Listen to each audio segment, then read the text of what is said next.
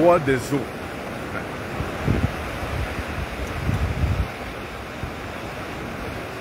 Le roi des eaux.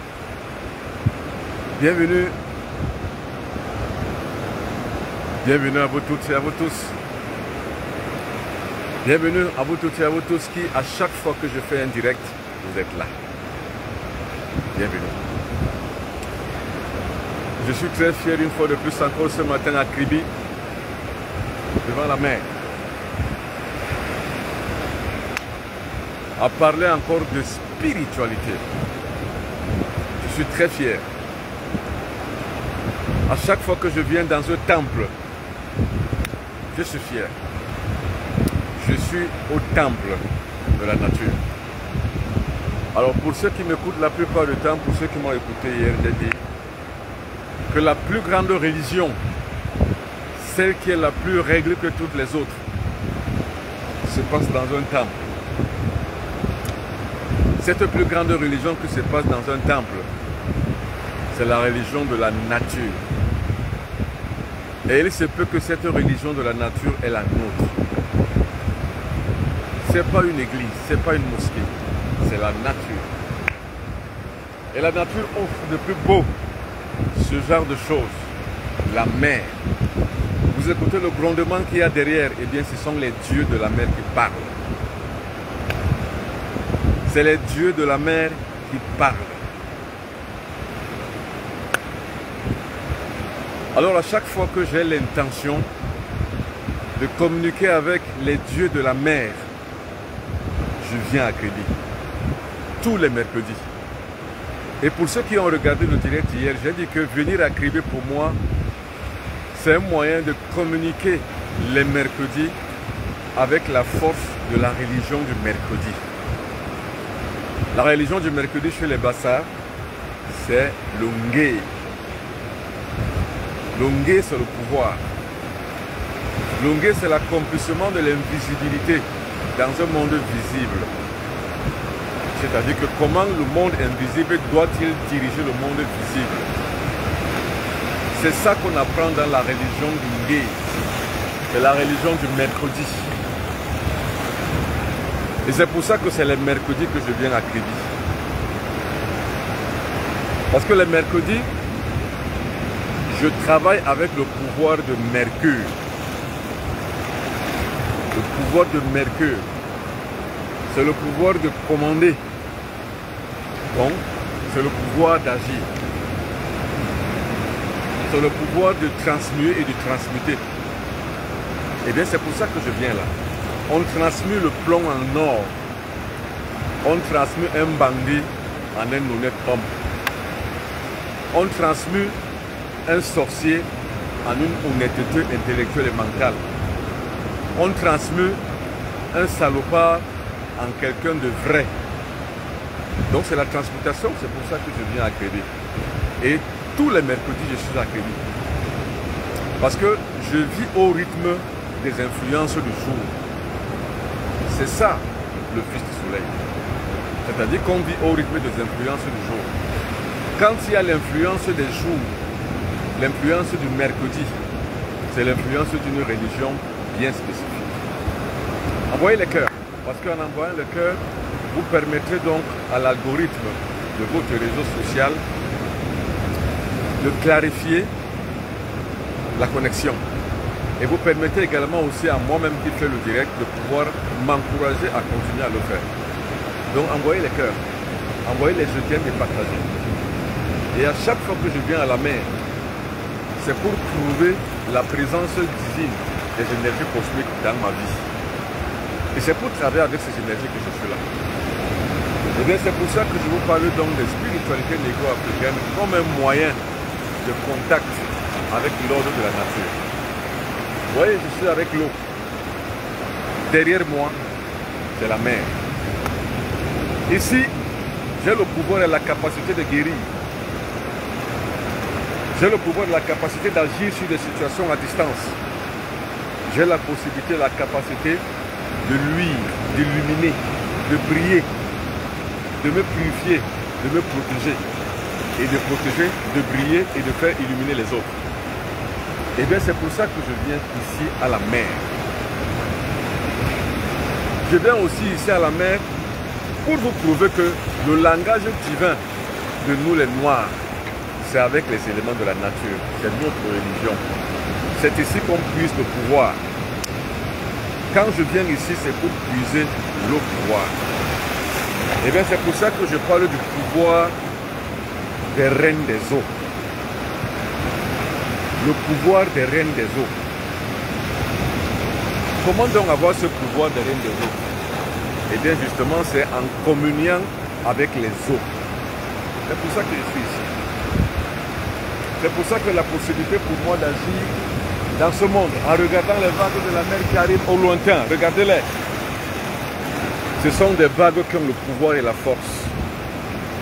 C'est donc cette force-là que j'utilise pour pouvoir travailler. Maintenant, qu'est-ce qu'on appelle la confession? La confession ne veut pas dire aller parler à l'oreille d'un être humain comme toi et de lui dire voilà, j'ai péché, pardonne-moi. Non. La confession, c'est quoi? C'est de regarder à l'intérieur de soi et d'expulser son karma. On expulse le karma. Donc quand je viens ici, c'est pour mon karma que je viens aussi. C'est pour détruire le karma que j'ai constitué moi-même. Vous savez, ce qu'on appelle le karma, c'est la 6e loi de la nature. C'est-à-dire que l'acte que tu poses te reviendra. Et maintenant, comment expulser donc le karma? Il faut venir à la mer. Vous savez, il y a des gens qui ont le karma social, le karma familial, ce qu'on appelle les blocages, ce qu'on appelle les liens familiaux. C'est-à-dire que vos ancêtres ont commis des actes criminels, mais vous les payez aujourd'hui dans votre vie. Comment donc les détruire? Pourquoi donc les gens disent « je suis bloqué » Et comment donc les gens restent bloqués? Ils sont bloqués parce qu'ils n'en savent rien. Or, si vous le saviez, vous viendrez ici à la mer pour détruire votre karma. C'est pour ça que je suis là. Je détruis mon karma. Maintenant, il faut avoir le code pour détruire son karma, pour détruire les blocages de sa vie. Qu'est-ce qu'il faut faire? Il faut utiliser le code de la mer. C'est pour ça que je parle d'initiation. L'initiation, c'est quoi? C'est le fait de commencer une nouvelle vie. C'est d'avoir une vie spirituelle. Parce que avoir une vie spirituelle ne veut pas dire aller à l'église ou aller à la mosquée ou être pratiquant dans une religion ou dans une secte. Non. Avoir une vie spirituelle, c'est de vivre au rythme des lois de la nature. C'est tout. Maintenant, les lois de la nature, les meilleures lois de la nature, c'est quoi? C'est la loi de l'amour, c'est tout. Maintenant, vous ne pouvez pas mieux aimer si votre corps est dans le karma. Donc, si votre corps vibre dans la 6e loi de la nature. Maintenant, comment donc détruire le karma de son corps, de sa vie? Il faut venir à la mer. Vous venez à la mer, vous ramassez une pierre, quelle qu'elle soit. Regardez.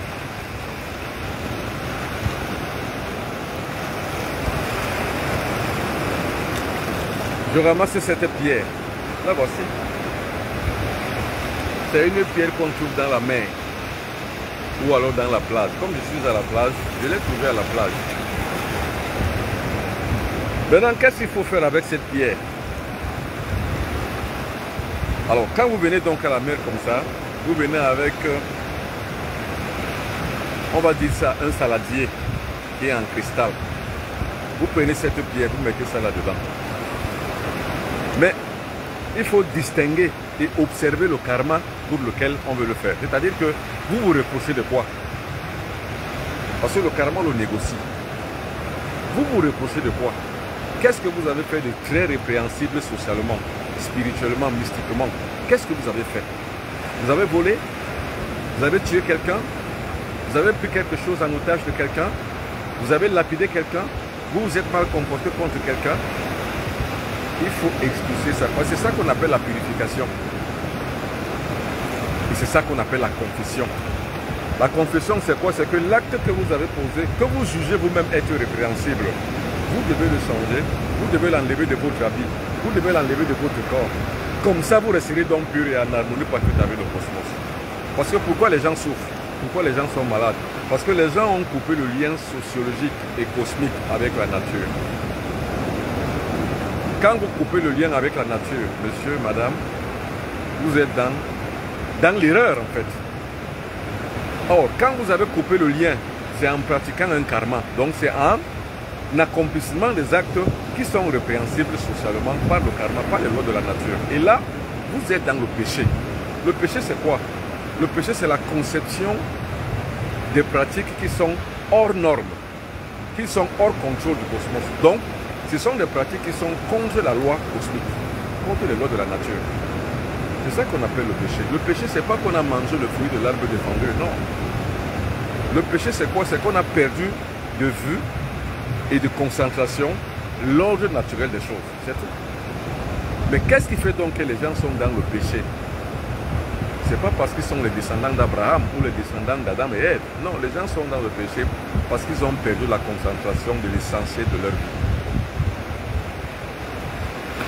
Donc vous êtes en perpétuel vécu karmique. Pour donc se défaire de ce perpétuel vécu karmique, vous venez à la mer. C'est juste un exemple. Vous prenez une pierre comme celle-ci. C'est une pierre qu'on ramasse dans la mer. Attention, cette pierre absorbe, c'est le silex. Ça absorbe toutes les négativités de votre corps. Toutes les ondes maléfiques de votre corps. Toutes les pierres que vous ramasserez à la mer absorbent les éléments négatifs et nocifs que vous avez engendrés dans votre vie, soit par la pensée, soit par les actions physiques, soit par votre psychologie. Bref, vous êtes toujours répréhensible par quelque chose dans la nature. Soit alors de la nature, ça retient que votre père, votre grand-père a commis des actes criminels, il est mort, mais vous devez les payer. Parce qu'il y a un lien généalogique entre vous, votre père, votre ancêtre, votre arrière-grand-père, s'il est mort ou s'il est encore vivant. Monsieur, c'est comme une dette que votre mari, que votre père a contractée. Vous allez payer, même s'il meurt. Vous venez donc à la mer, vous ramassez donc une pierre comme celle-ci. C'est la raison pour laquelle je vous ai dit que la plus grande religion, celle qui est la mieux réglée que toutes les autres, c'est la religion de la nature. Donc quand vous venez donc à la nature, que vous ramassez cette pierre, vous la mettez dans un saladier en cristal, c'est-à-dire que dans un bocal en cristal. Vous tenez le bocal sur la paume de votre main gauche et vous parlez. Vous parlez au génie de l'eau. Par exemple, cher génie de l'eau, j'ai commis un tel acte.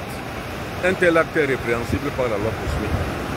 Cet tel acte que j'ai commis me met en déphasage avec l'ordre de la nature. Je veux enlever ce karma. Je veux que ce karma-là me soit pardonné. Je négocie donc. Je viens négocier avec vous. Vous voyez, c'est la raison pour laquelle je vous ai dit que chaque jour qui naît est une négociation de plus qu'on a vis-à-vis de la nature et qu'on doit faire vis-à-vis de la nature. Chaque jour qui naît. C'est-à-dire que le lundi, c'est pour une activité bien spécifique. Le mardi, comme hier, c'est pour les travaux de combat. Pour toutes les personnes qui vous combattent, pour les adversités. Vous devez les combattre. Ce que vous connaissez et que vous ne connaissez pas, parce que vous avez 1001 détracteurs, vous avez 1001 ennemis, que vous connaissez et que vous ne connaissez pas. Certains ennemis sont invisibles. Vous devez les combattre les mardis. Les mercredis, c'est pour se transformer, comme aujourd'hui. C'est pour transformer les situations. Si vous avez des activités qui ne marchent pas, c'est les mercredis. Si vous avez un karma, un lourd karma, un lourd tribut que vous devez payer à la nature, donc vos activités ne marchent pas, c'est les mercredis. Et bien c'est pour ça que je suis là les mercredis. Je ne viens pas ici pour une chose bien spécifique, mais je viens là pour ma vie, pour me transformer. Parce que le maître c'est qui? L'être humain d'initié c'est qui? C'est celui qui est en perpétuelle transformation. Or c'est les mercredis qu'on se transforme. Et la religion du mercredi, c'est la religion de l'auto-transformation. La transmutation alchimique. On rend le plomb en or. On rend notre nature inférieure maléfique en une nature bénéfique. Notre nature maléfique, diabolique, on la rend à une nature angélique. C'est les mercredis. Par exemple, dans le karma que j'ai contracté dans ma vie, ou que mes parents ou que mes ancêtres ont contracté, je viens le négocier les mercredis.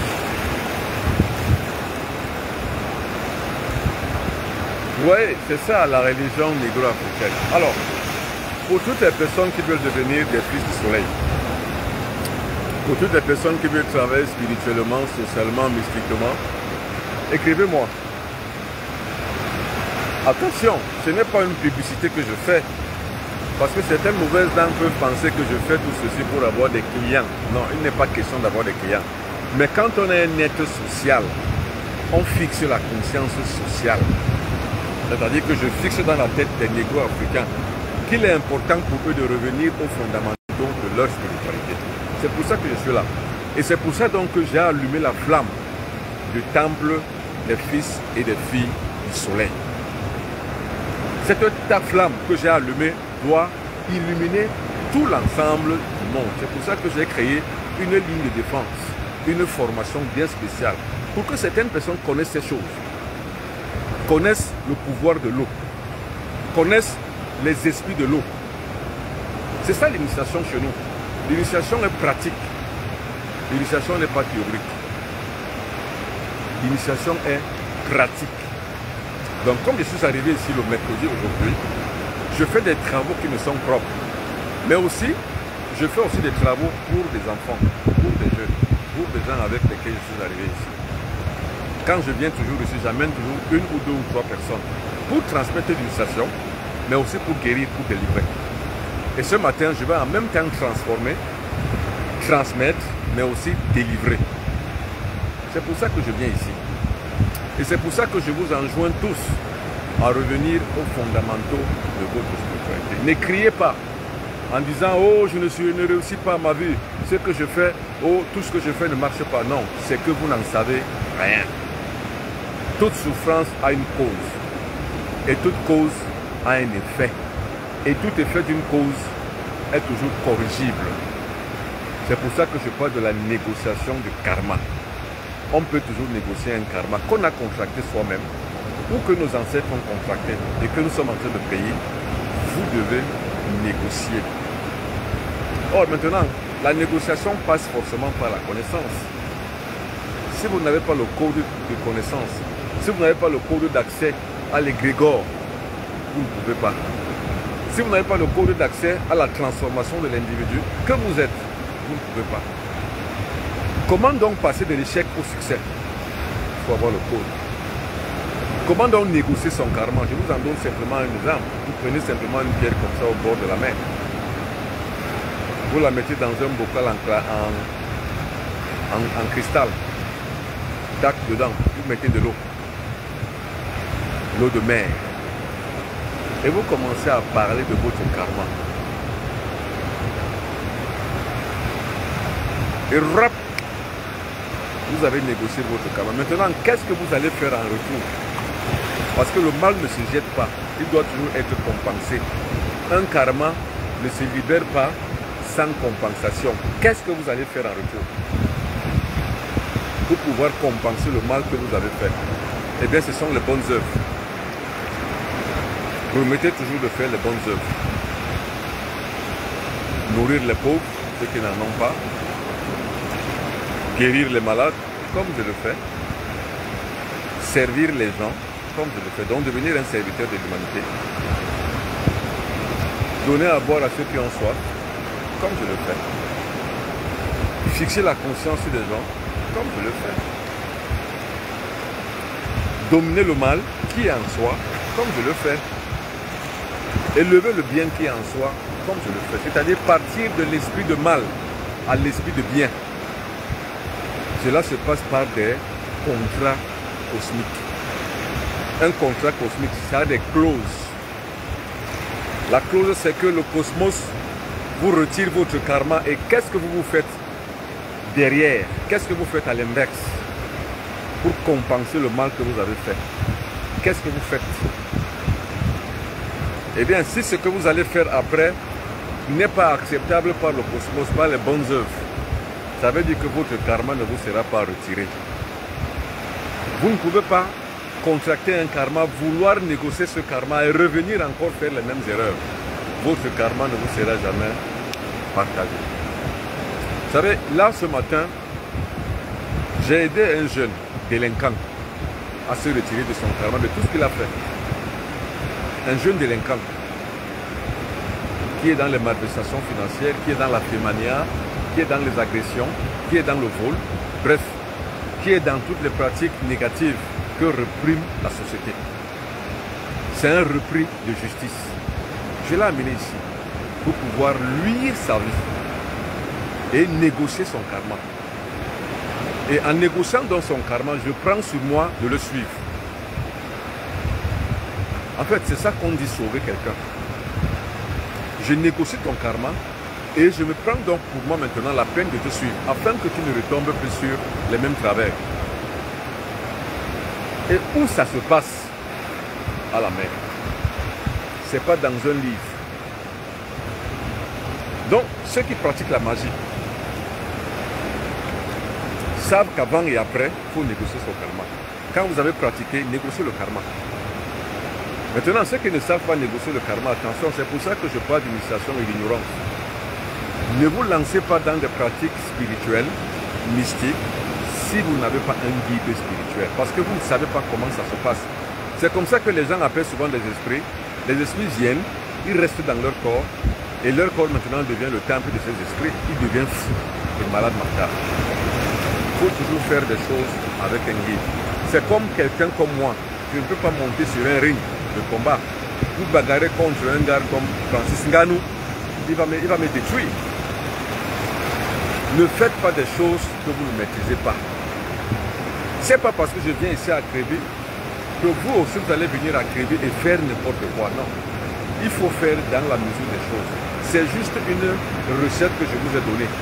Comment arriver à négocier son karma, à faire ce qu'on appelle la confession. La confession, ce n'est pas qu'on va chez quelqu'un, on lui parle à l'oreille et puis il vous dit que rentrez chez vous, vous êtes libéré, vous êtes pardonné. Non, vous n'avez rien fait.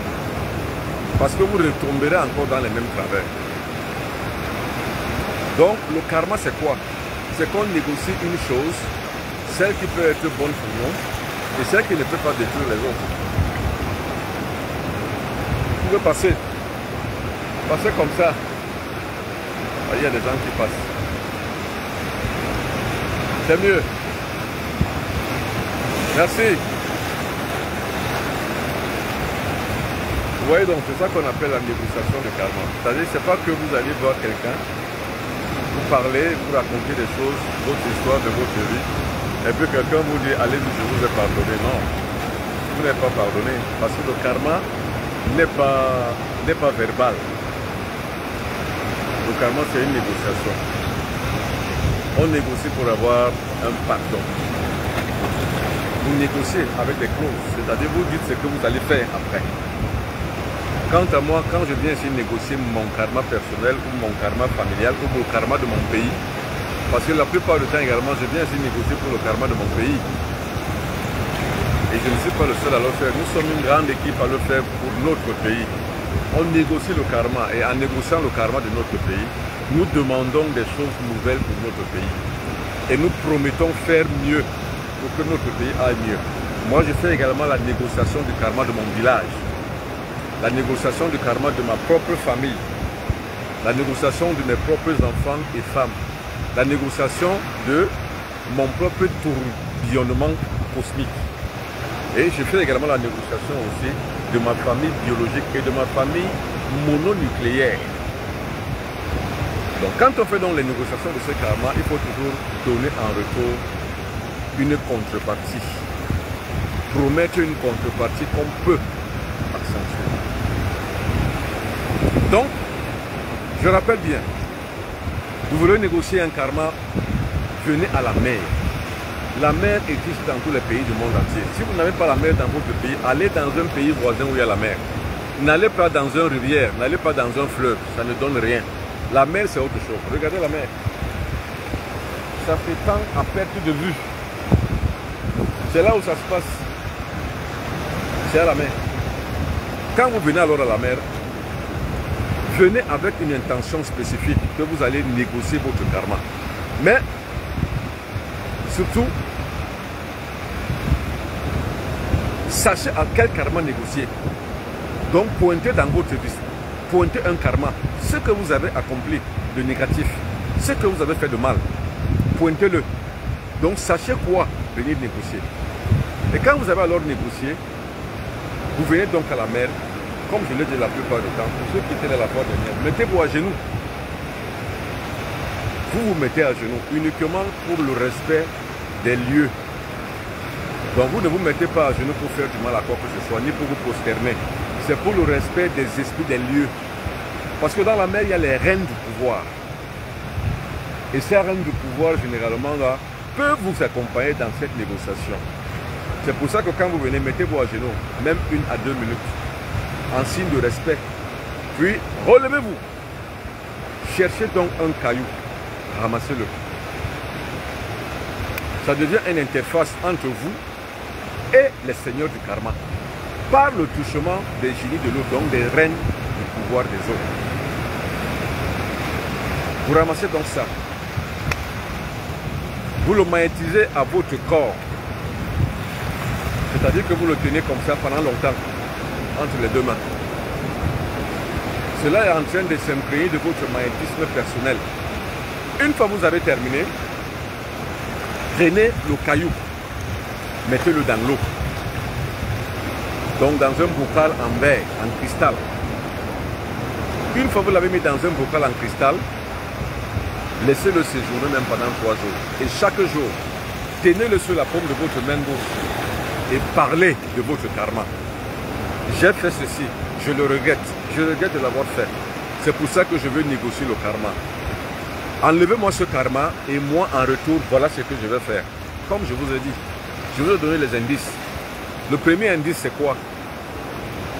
C'est les bonnes œuvres. Personnellement, ce que je fais, je guéris les malades. J'envoie d'autres à l'hôpital. J'envoie les enfants à l'école. Je donne à manger aux pauvres. Comme samedi, je vais recevoir quelques personnes. Je reçois les personnes samedi chez moi. Je leur donne à manger, je leur donne à boire. Pour ceux qui ont des problèmes de vie, pour ceux qui ont des diplômes, veulent travailler, je vais négocier dans les entreprises en tant que chef. Pour qu'on prenne au moins 1 ou 2 ou 3 personnes. Ce sont les belles œuvres. Et ce sont ces belles œuvres qui vont donc être la compensation de ce que vous avez demandé qu'on retire votre karma. Sans cette compensation, ce karma ne vous sera jamais retiré. Donc voilà, mesdames et messieurs, les raisons pour lesquelles moi, personnellement, je viens à la mer. C'est pour m'occuper des autres et de moi-même. Et surtout, c'est pour entrer en contact avec le pouvoir des reines des eaux. La reine des eaux, les reines des eaux, ils sont nombreux. Beaucoup de reines, parce qu'il y a beaucoup de dimensions dans le monde des eaux. Et dans cette dimension, à chaque dimension, il y a toujours une reine. C'est cette reine qui est à la tête d'une branche qui concerne la vie d'un individu.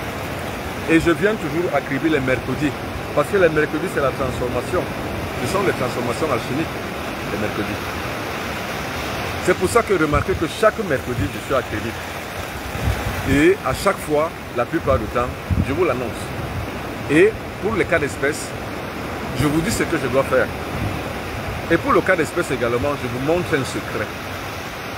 Ce matin, le secret, c'est comment annuler son karma. Parce que les succès relèvent de l'ouverture de votre conscience, de l'ouverture de votre vie, de votre destin. Si votre destin est bloqué, c'est qu'il y a un karma qui dérange, qui gêne. C'est comme quand une machine est grippée. Ça veut dire qu'il y a quelque chose qui ne va pas. C'est comme quand une machine, donc un poste de travail, un ordinateur ne fonctionne pas. Ça veut dire qu'il y a un virus dedans. Qu'est-ce qu'il faut faire? Il faut déviruser. C'est la même chose. Si votre vie ne marche pas, ça veut dire qu'il y a un karma quelque part. Il faut dékarmiser votre corps. Il faut enlever ce karma. Maintenant, pour enlever ce karma, c'est un contrat cosmique qui se fait à partir de la négociation du karma pour annuler. L'annulation du karma passe toujours par la négociation de celui-ci.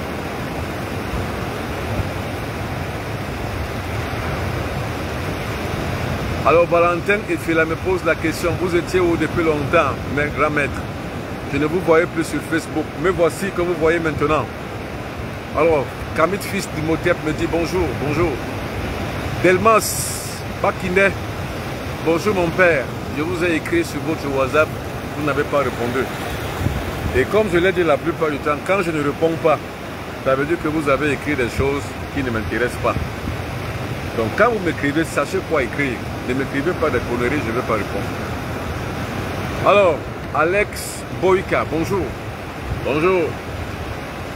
Alors, quelqu'un ici sur TikTok me pose la question de savoir, est-ce que tout le monde, les femmes, les hommes, peuvent-ils négocier leur karma? Ben oui. C'est pour ça que je donne le secret de négociation de karma. Et comme je l'ai dit, pour négocier son karma, n'allez pas devant un homme. N'allez pas devant un être humain. Il ne pourra rien pour vous. Et ne soumettez pas votre vie à un sauveur. Le sauveur ne peut rien pour vous. Ne soumettez pas votre karma à Dieu, il ne peut rien pour vous. Ni Dieu, ni le sauveur, ni un être humain ne peuvent rien pour vous. C'est à vous la responsabilité de négocier votre propre karma. Ne dites pas que oh, Jésus-Christ est mort pour me sauver. C'est une supercherie que les religions ont mis en place pour vous avoir et pour vous faire croire que dans cette organisation, vous pouvez vous en sortir. C'est faux. La religion n'a jamais enrichi personne. La religion enrichit ceux qui les ont créés. Le pasteur n'a pas pour intérêt que vous soyez enrichis. Son intérêt, c'est que grâce à vous, il soit riche. La religion en elle-même, ce n'est pas pour vous sauver. La religion ne vous sauvera jamais. La religion a mis en place un Dieu et un sauveur pour vous arnaquer et pour vous exploiter. Il faut donc faire attention. Très très attention. Si vous ne faites pas attention, mesdames et messieurs, quelque chose risque d'arriver dans votre vie que vous ne maîtriserez pas. Donc l'attention c'est quoi? C'est que soyez vigilants. Soyez surtout, je dis bien surtout, soyez vigilants. Soyez maître et responsable de votre propre vie. Parce que ni rien, ni personne, ni Dieu, ni le Sauveur, ni le Saint-Esprit ne peuvent rien pour vous. Ce sont des supercheries qu'on a mises en place pour vous avoir, pour vous dompter. Une fois on vous a dompté, on vous garde prisonnier de ce système. Mesdames et messieurs, merci beaucoup, c'est tout pour ce matin. Allez, merci à toutes et à tous. Au revoir.